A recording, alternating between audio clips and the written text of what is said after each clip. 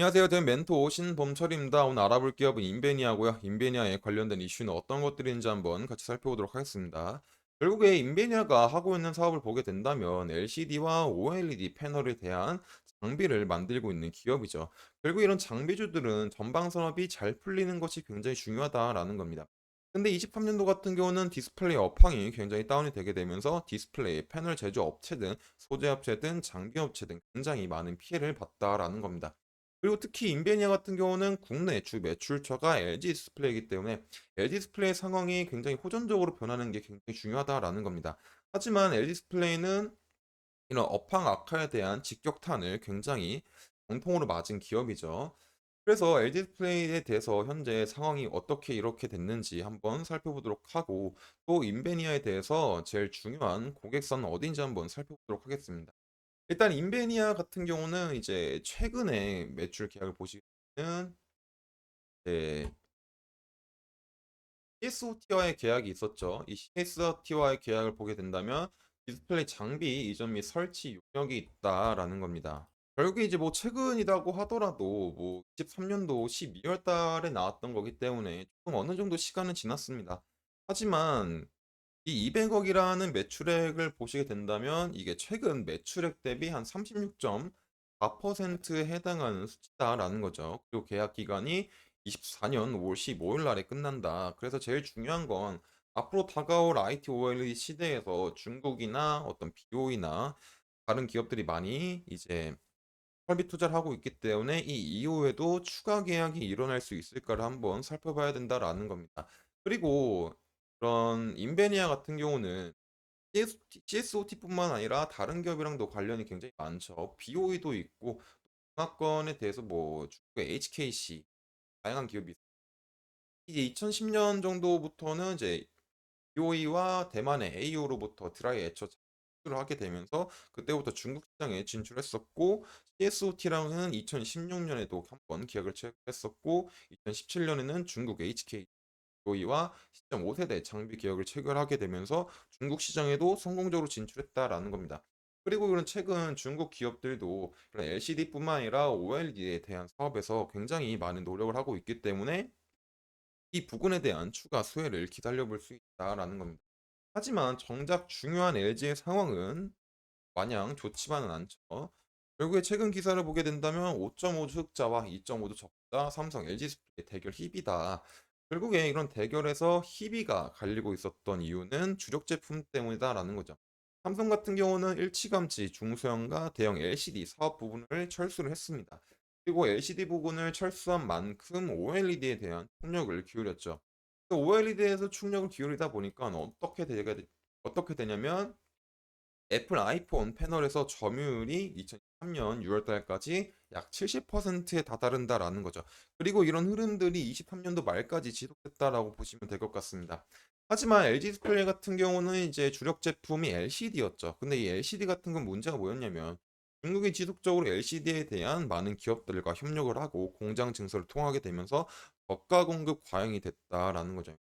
그래서 이런 LCD 제품을 많이 팔게 되어도 많은 매출, 많이 팔게 되어도 이제 이득이 많이 남지 않게 된 거죠. 그래서 이로 인한 타격을 LG 디스플레이가 직격탄을 받았다라는 겁니다. 그리고 이런 OLED 부분에 대해서 아이폰 패널에 대해서 많은 점유율을 차지하지 못했죠. 상반기 때 보더라도 LG 디스플레이의 점유율은 한 10% 조금 넘는다라는 겁니다. 결국에 이렇게 됐었던 이유가 어떤 기술적인 이슈 때문에 LG 디스플레이가 많이 점유율을 차지하지 못한 거죠. 하지만 이런 9월달 23년도 하반기부터는 기술적인 이슈를 조금 해결해 주면서 아이폰에 대한 점유율을 조금 높여갔고 이 높여감을 통해서 1분기 만에 흑자가 났다라는 겁니다. 하지만 아직까지 LG 디스플레이 전반적인 재무 상태가 좋지 않기 때문에 어떤 OLED 시설 투자에 대해서는 어느 정도 시간이 걸릴 수 있다라는 겁니다. 그래서 인베니아가 중화권의 수혜는 좀 받을 수 있을지 몰라더라도 가장 주 매출자가 LG 디스플레이인데 LG 디스플레이에 대한 자금 상황이 좋지 않아서 언제 인베니아의 장비를 조금 공급 계약을 할까 이런 것들이 어느 정도 시간이 지연이 될 수 있다라고 생각해 볼 수 있을 것 같습니다.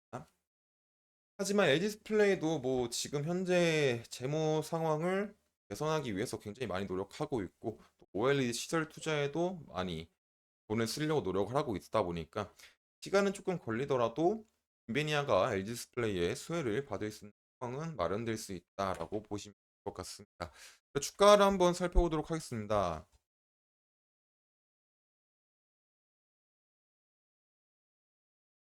일단 뭐 인베니아의 주가는 뭐 사실 그렇게 상황 좋다라고 표현할 순 없죠.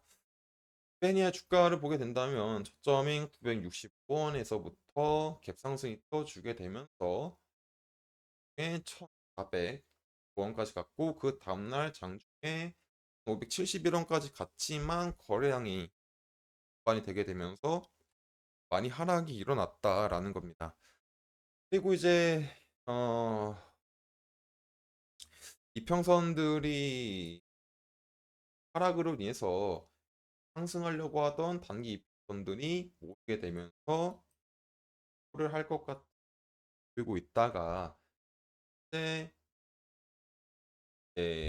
행보에서 점성선들이 역별의 형태를 갖추려고 하고 있는 모습이 보인다라는 거죠. 그러다 보니까 추세적으로도 굉장히 좋지 않고 또 만약에 반등이 온다고 하더라도 중간중간에 이런 부분들에서는 매물대가 충분히 있다라는 거죠. 그런 부분.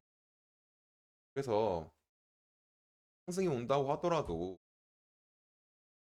지금 당장 뭐 엄청나게 이렇게 할 거라고는 사실 예상하기가 기대하기가 쉽지는 않은 상황입니다.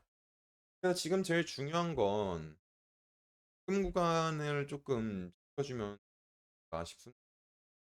하락을 하더라도 저점 구간인 960원에서는 잘 지지가 일어나고 그다음에 반등하게 되면서 2개 내지 3개 정도의 바닥을 만들어주고 그다음에 거래량을 동반한 상승이 나오게 된다. 뭐 큰 상승은 아니더라도 다시 1,000원 부근이나 뭐 1,100원 부근까지 한번 시도해 볼 수도 있지 않을까 싶습니다. 하지만 반대로 하락 시나리오를 생각해 본다면 저점인 이제 960원을 생각해 봐야 되겠죠. 그래서 인베니아 같은 경우는 주가의 변동성을 지속적으로 해 봐야 될 것 같습니다. 그래서 정리하자면 인베니아에 대한 차트 상황은 굉장히 뭐 좋다라고 볼 수는 없다. 하지만 좋다라고 볼 수도 없고 또 이제 인베니아의 주 고객사 중 하나인 LG 디스플레이에 대한 상황이 좋지 않다 보니까 LG 디스플레이로서 어떤 수혜를 받기에는 상당 부분 시간이 걸릴 수도 있다라는 점이겠죠. 하지만 LG 디스플레이가 빠르게 업황이 회복이 되게 되면서 자금에 대한 재무에 대한 게 된다면 빠르게 OLED에 대한 시설 투자를 할 예정이다 보니까 이 부분에 대해서 인베니아가 수혜를 볼 수 있다. 그래서 우리는 지속적으로 LG에 대한 상황과 또 LG가 어디에다가 어디 기업과 장비를 계약을 하는지 지속적으로 체크를 해봐야 될 것 같습니다. 이런 부분들은 제가 지속적으로 확인할 예정이다 보니까 인베니아에 관심 있으신 분들은 제 영상을 시청해 주시면 되겠습니다. 대현 멘토 신범철이었습니다.